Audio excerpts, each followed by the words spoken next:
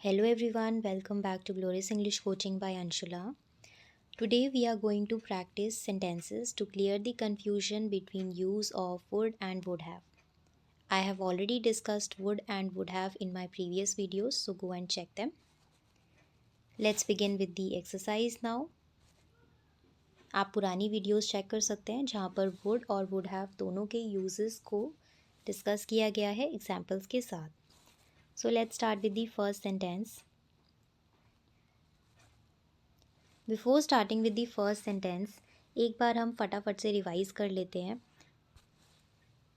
Would का use हम वहाँ करते हैं जहाँ पर हम इमेजनरी सेंटेंसेस की प्रेजेंट या फ्यूचर में बात कर रहे हों, किसी एजम्पशन की बात कर रहे हों, या फिर जब हम अपनी रिक्वेस्ट को और ज़्यादा पोलाइट करना चाहते हैं, और when we want to talk about our habits in past. तो ये सारे केसेस में हम वुड का यूज़ करते हैं.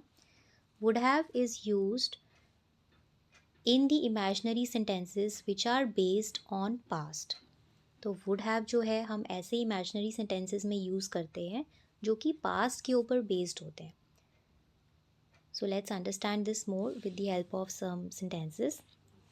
First is if I were you I dash not ignore this advice. अगर मैं तुम्हारी जगह होता तो मैं इस एडवाइस को इग्नोर नहीं करता.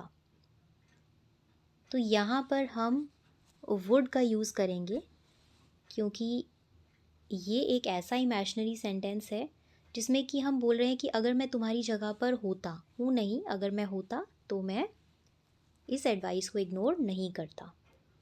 Would. Next, if she had studied harder. अगर वह और अच्छा पढ़ती, she dash pass the exam. तो वह एग्ज़ाम को पास कर लेती. This imaginary sentence is based on past.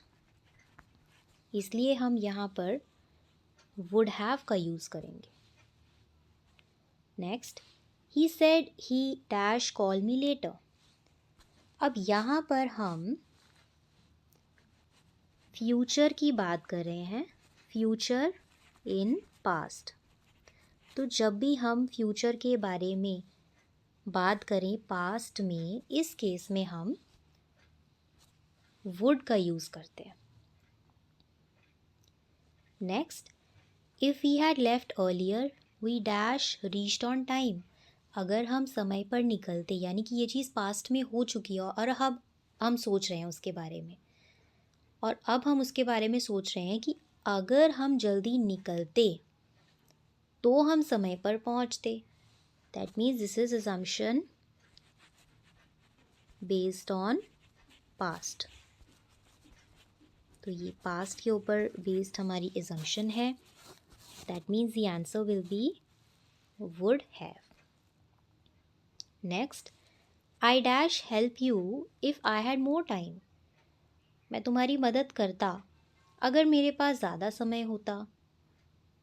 So in this case it will be would.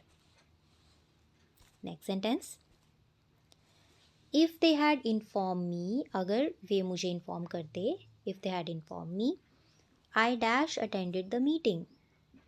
तो ये चीज़ हो चुकी है. That means assumption of past. इस केस में हम वुड हैव का यूज़ करेंगे. Next, she promised me she dash support me. तो उसने मुझे प्रॉमिस किया था, यानी कि हम फ्यूचर के बारे में बात करें, फ्यूचर इन पास्ट.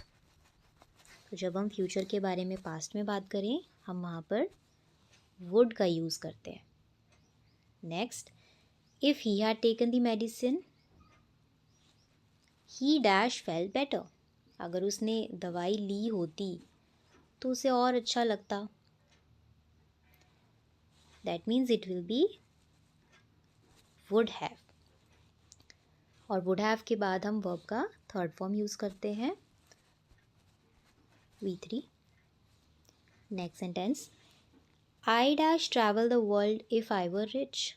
अगर मैं रिच होता, अमीर होता, तो मैं वर्ल्ड घूमता, पूरी दुनिया घूमता. तो यहाँ पर हम इमेजिन कर रहे हैं, I would travel the world. Would is the correct answer. Next, if you had asked me I dash told you the truth, अगर तुम मुझसे पूछते तो मैं तुम्हें सच बता देता। तो तुमने पूछा नहीं और मैंने सच बताया नहीं, तो इस केस में हम क्या यूज़ करेंगे? Would have is the correct answer. So today we tried to clear the confusion between the uses of would and would have। जब हमने कल would have को डिस्कस किया था तो ऐसा हो सकता है कि आपके माइंड में कुछ कन्फ्यूजन्स आए हों कि would कहाँ यूज़ होगा और would have कहाँ यूज़ होगा। So today we tried to clear that confusion। I will upload 1 to 2 more videos based on the same models would have, could have। So see you in the next video. Stay connected. Bye bye.